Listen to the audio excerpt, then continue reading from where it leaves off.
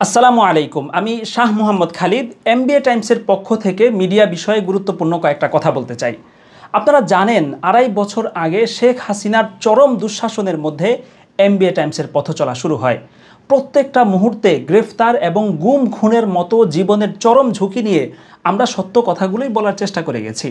একই সাথে অবহেলিত ইসলামী অঙ্গনের কথাগুলো লাইমলাইটে নিয়ে আসার চেষ্টা করেছি।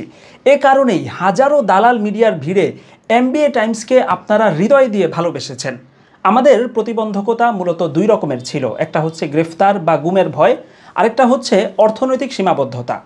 এখন হাসিনা সরকারের পতনের পর কাজের বিরাট ক্ষেত্র আমাদের সামনে উন্মোচিত হয়েছে।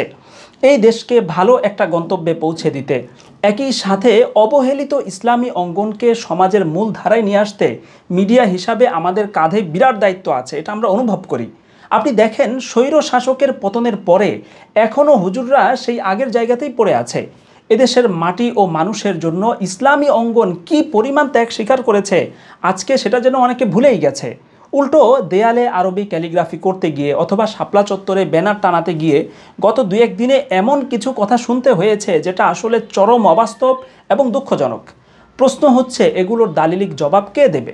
ইসলামী চেতনার আলোকে এই অবুঝ জাতির মন এবং মস্তিষ্ক কারা গড়ে তুলবে?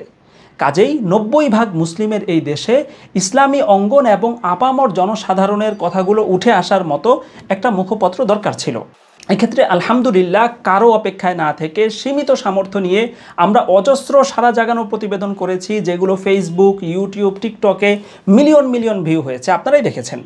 আপনি অবাক হয়ে যাবেন যদি আমাদের পেজ বা ইউটিউবে প্রতিবেদনগুলো দেখেন, এরপর শোনেন যে মাত্র ২ জন মানুষ এবং ২টো কম্পিউটার দিয়ে এমবিএ টাইমস এতগুলো কাজ করে গেছে। যাই হোক, এখন স্বৈরশাসকের বিদায় হয়েছে, সত্য কথাগুলো বলতে কেউ আমাদের কণ্ঠ এখন আর স্তব্ধ করতে পারবে না। কাজেই এখনই সময় এই মিডিয়াটাকে প্রাতিষ্ঠানিক একটা পর্যায়ে নিয়ে যাওয়ার। কিন্তু একটা মিডিয়াকে পুরো দমে শুরু করতে বিভিন্ন যন্ত্রপাতি এবং আর্থিক সাপোর্ট প্রয়োজন। শুরুটা যদি হয়ে যায়, এরপর মিডিয়া নিজের খরচে নিজেই চলতে পারবে। কাজেই যারা মনে করেন যে এমবিএ টাইমসের মতো একটা মিডিয়া পুরো দমে কাজ শুরু করুক, যারা চান যে এমবিএ টাইমস আপামর জনতার কণ্ঠস্বর হয়ে উঠুক, বিশেষ করে প্রবাসী ভাইয়েরা, সবাইকে আমাদের নতুন এই পথ চলায় অংশ নেয়ার উদাত্ত আহ্বান জানাচ্ছি। এখানে স্ক্রিনে আমাদের অফিসিয়াল নম্বর দেয়া থাকলো, হোয়াটসঅ্যাপও আছে, পেজের ইনবক্স আছে। আপনারা যে কোনো কিছু জানতে এবং এই গুরুত্বপূর্ণ কাজে ভূমিকা রাখতে আমাদের সাথে নির্দ্বিধায় যোগাযোগ করতে পারেন। আমরা একটা কথা আস্থার সাথে বলতে পারি, আপনাদের স্বতঃস্ফূর্ত অংশগ্রহণ, দোয়া এবং ভালোবাসার মাধ্যমে কয়েকদিনের মধ্যেই আমরা ব্যাপক এবং বিস্তৃত আকারে কাজ শুরু করতে পারবো।